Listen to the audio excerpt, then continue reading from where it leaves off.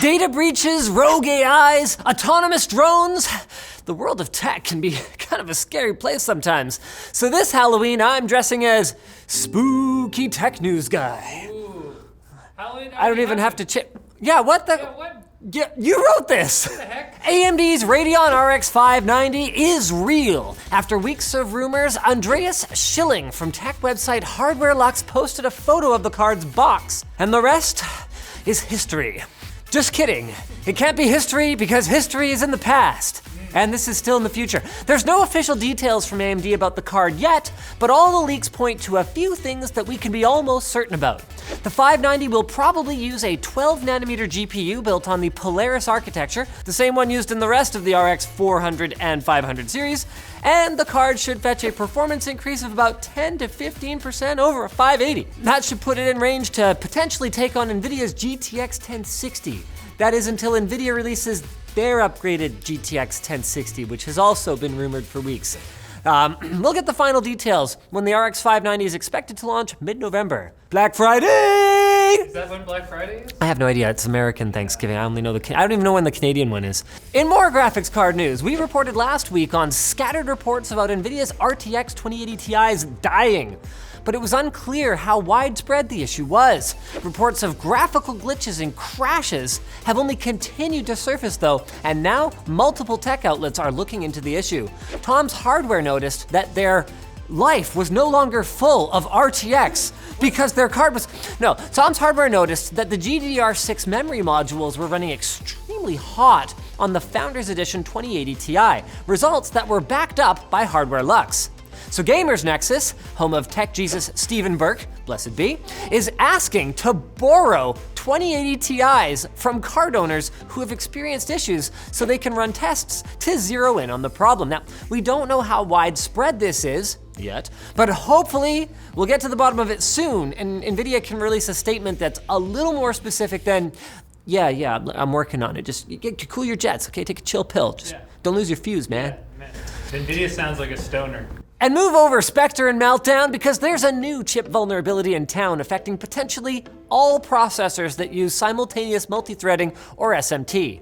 It's called PortSmash. Just kidding, it's called PortSmash. And it was discovered by a team of 5 researchers from Finland and Cuba. It's an unlikely collaboration. PortSmash is a side channel attack, which means it can be used to leak encrypted data from a PC's memory and CPU. In this case, by smashing it. No, by running malicious processes next to legitimate ones, which is possible in PCs that use simultaneous multithreading, also known as hyperthreading if you're in the Intel camp.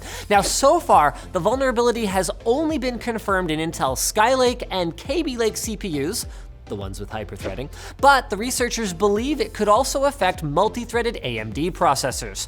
They recommended that the chip industry moves away from SMT because the tech is inherently insecure, which is, wait, is this why Intel removed hyperthreading from the 9th gen Core i7? Because it was in the user's best interest? Yeah. No, I'm kidding. That's not, of course not. That's stupid. But you know what's not stupid? Bisquick Bites, brought to you by Chrono.gg. It's a game store that offers one game. That's it. But it's a great deal. Well, it's a different one every day, but it's one at a time, every day at 9 a.m. Pacific. Today, they've got the action RPG / shopkeeping / roguelite game. What kind of game is this? Moonlighter on sale for $14.59 US. That is a 27% discount.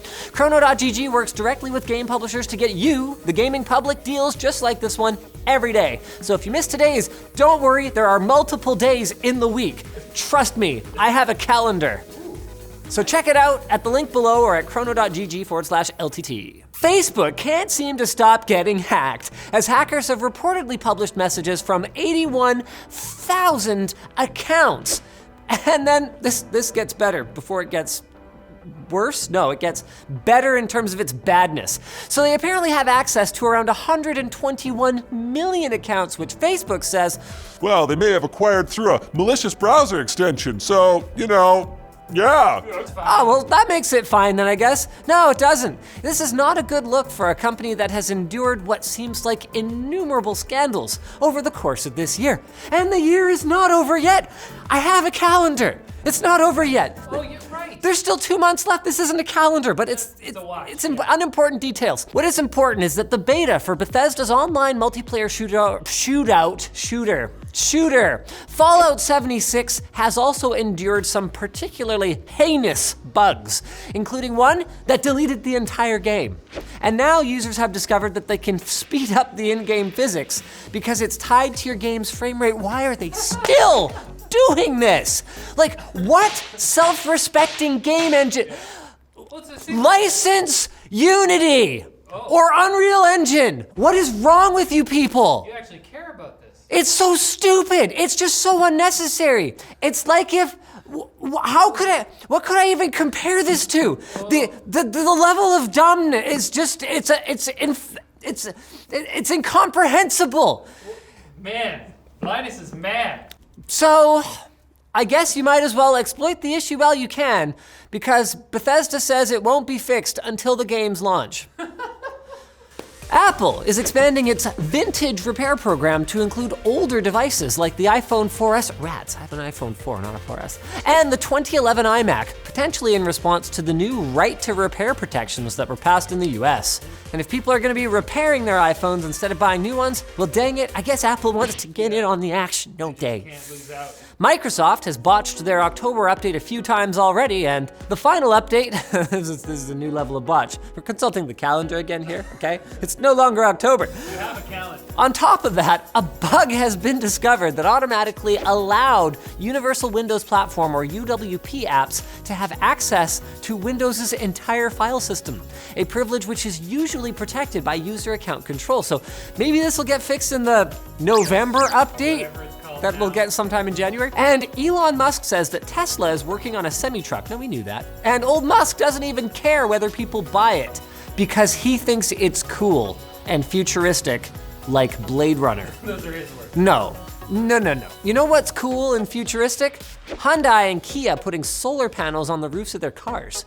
Both the electric and gas-powered ones. That's also just like kind of obvious. Why haven't we done this already? Why were we so focused on putting the solar panels on the road when we could have just put them on the cars? So we could drive out to the Blade Runner. I mean, when the car's on the road, the sun doesn't even hit the road.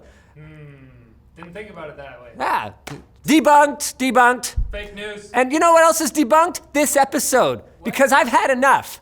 It's debunked. Yeah. Like when we started it, I was like, we're gonna bunk up and do this episode, and now we are debunking. So, see you later. Subscribe!